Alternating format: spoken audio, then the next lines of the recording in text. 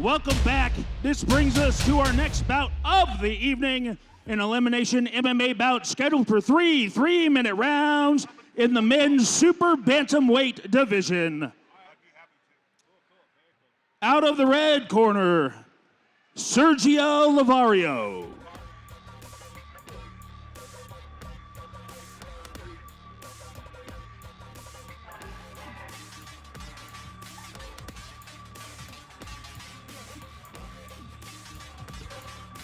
And we are back with more MMA action.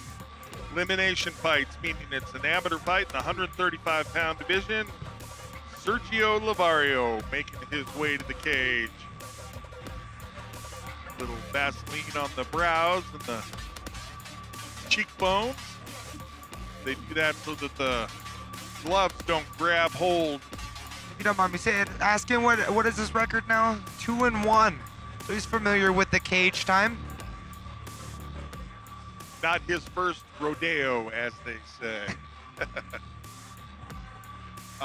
Anyway, so they put that Vaseline on so the gloves don't stick when you make contact, less chance of the fight being stopped just because of a cut.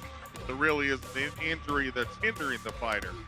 You'd be surprised how much friction can cut up a face. Leather on skin, man, it'll grab hold, that's for sure. Of course, the point of an elbow, do its own work. Marginally better, but much needed. A lot of excitement getting in that cage. Out of the blue corner, Yidam Macias. So it's like the guys from Eagle, Colorado probably rented a van to get on down here. They're definitely coming in with a lot more conditioning than others. Let's see how long this one lasts.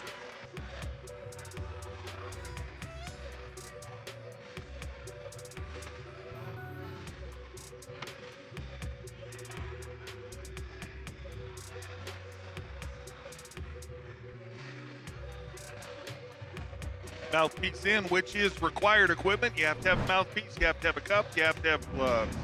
All right, Sergio Levario already in the cage. He's 23 years old, a little taller at 5'9", made the weight limit at 135. 3 fights in at 1-1-1. List his style as freestyle. Tell us about Mr. Macias, Drew. Macias is 24 years old, standing at 5'7", both weighed in at 135 pounds, with a record of 0-1, coming in extremely hungry with a fighting style of freestyle. All right.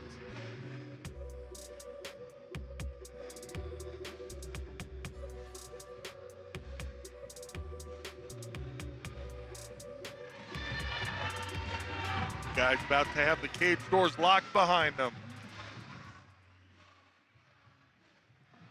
Ladies and gentlemen, this is an Elimination MMA bout scheduled for three 3-minute rounds in the men's super bantamweight division.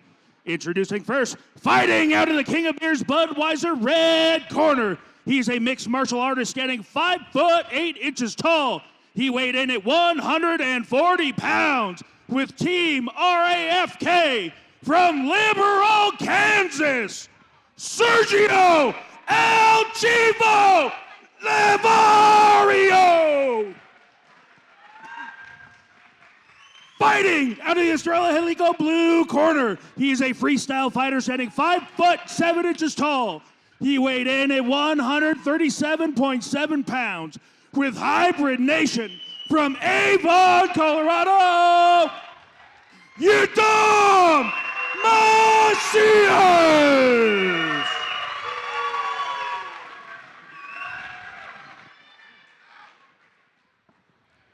Fighters, you've been giving your instructions. Protect yourselves at all time and obey my commands. If you want to touch gloves, touch now. God bless and let's do this. So Mr. Levario coming up in elevation from Kansas. Mr. Macias coming down in elevation from Eagle. See if that plays a factor if this fight goes into the later rounds, which this is a fight of 3-minute rounds.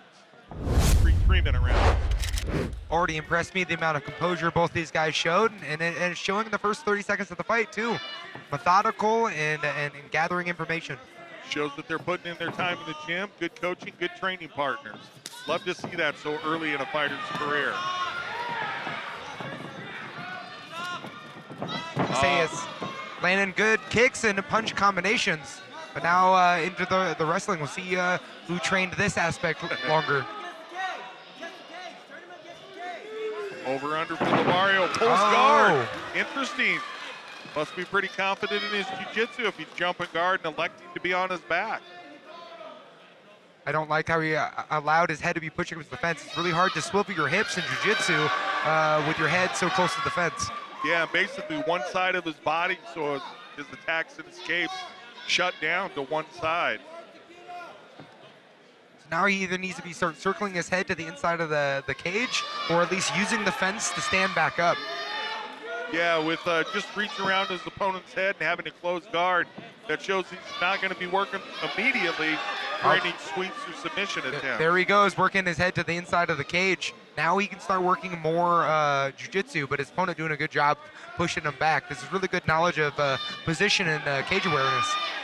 Interesting that he would elect to pull guard and then just be there with a closed guard, wrapping up the head, holding his opponent down.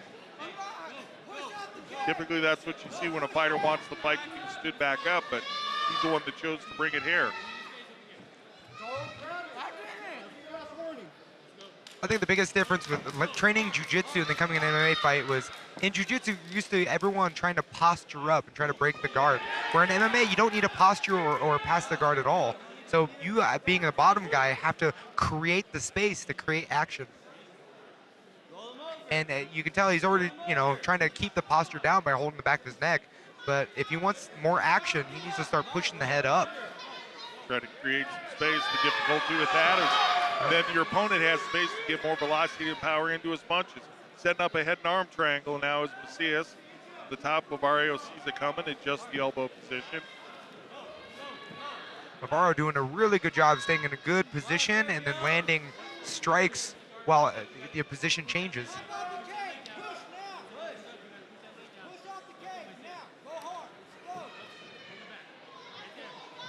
Doing a really good job of, keeping his head towards the fence, limiting his movement on the ground. 10 seconds left. Looks like we're going to get treated to a round number 2.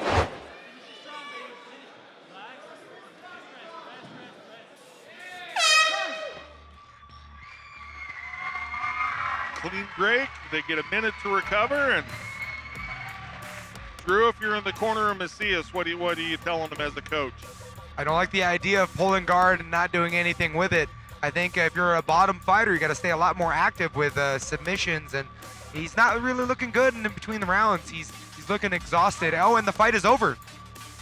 Not sure what happened. See if we can get a little clarification there, but you're absolutely right. Referee waving it off. Very curious on if it was a corner decision or a referee decision.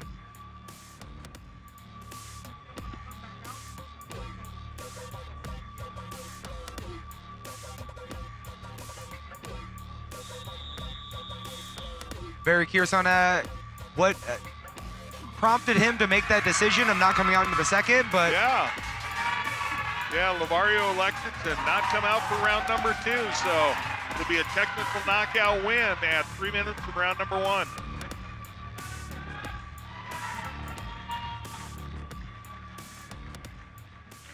I don't think he took tremendous damage in that at first. I thought he was looking halfway decent, being on the bottom, but not enough to call the fight. Agreed. It didn't look like he absorbed tons of punishment. I mean, obviously the round would have gone to his opponent because of the striking and the positioning, but who knows? It could be a rib out. It could be a twisted knee that we didn't have any awareness of. Well, he's looking a little pained now, like something's going on. So, yeah, I believe he just sustained some kind of an injury that we're not yet aware of. Which props to him for making that decision. If he knows that he can't continue on.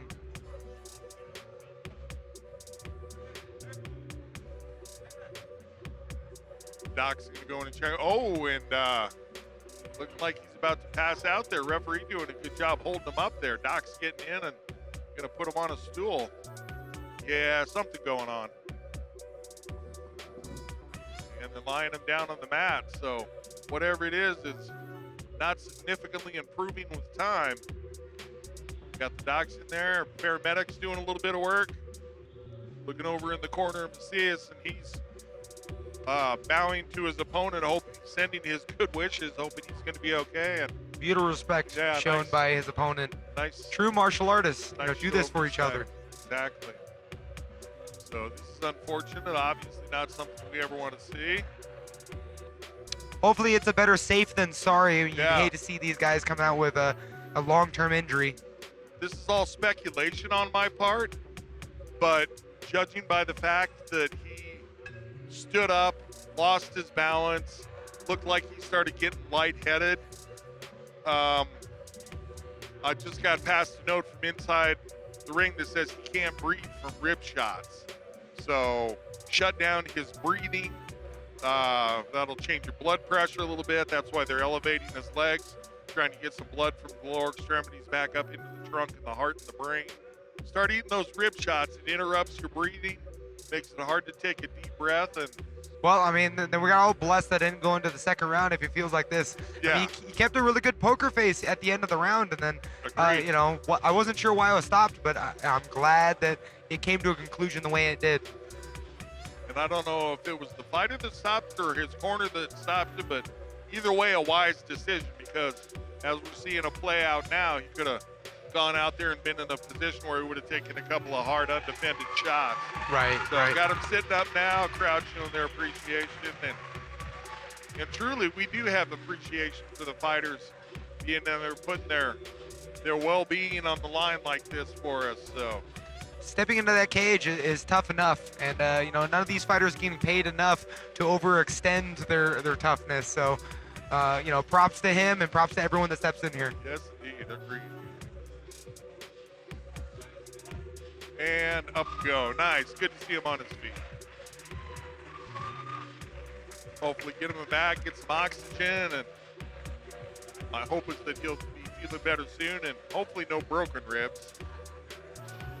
So looking like he's going to be okay. Of course, they're going to take him back, check him out in the locker room, and make sure everything's all right. But what you're not able to see, which we can from our vantage point, is basically he's coming around and looking significantly better than he was just a few moments ago. So less worry than we had a few minutes ago.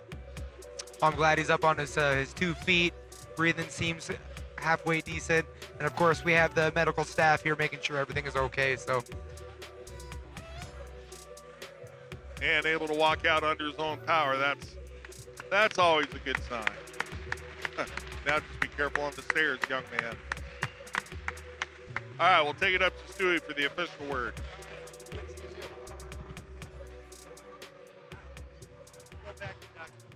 Ladies and gentlemen, referee Ojeda called a stop to this bout at the end of the first round, declaring your winner by TKO, Yidam Macias! Congratulations to Mr. Macias for his ground and pound work, effecting him the win.